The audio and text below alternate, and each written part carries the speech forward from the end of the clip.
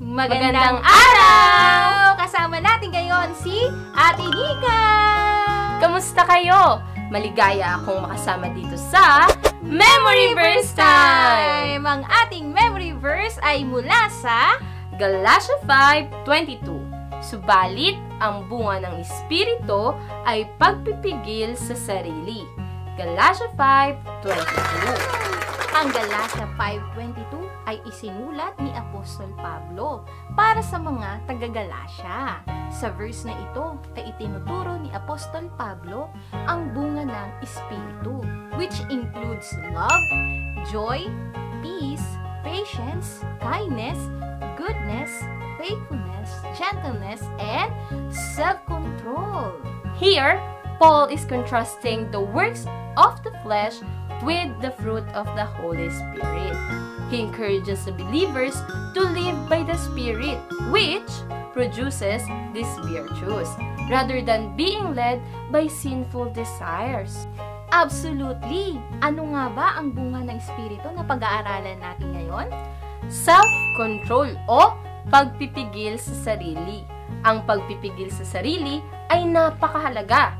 Ibig sabihin, kayang pigilin ng sarili na gawin ang mga bagay na alam nating mali o nakasasama.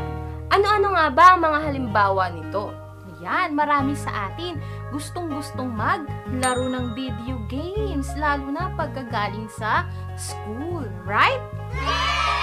O kaya manood ng YouTube, mag-TikTok, makipag-chat, manood ng K-pop, maglaro sa labas, o ano pa man, fun kasi. Walang masama doon. But we need to practice self-control by finishing first our homework or reviewing our lessons before we play. Tama! Maipapakita natin ang pagpipigil sa sarili tuwing inuuna natin ang mga tungkulin natin na dapat nating gawin higit kesa sa mga bagay na hilig lamang nating gawin, gaya ng mga bagay na nasabi ni Teacher Mikay. Yan, ang pagpipigil sa sarili ay hindi tungkol sa pagpapahirap natin sa ating mga sarili, kundi para sa ikakabuti natin. We can all practice self-control in our daily lives. Yes, it's not always easy, but with the help of the Holy Spirit, we can develop and strengthen our self-control. That's right.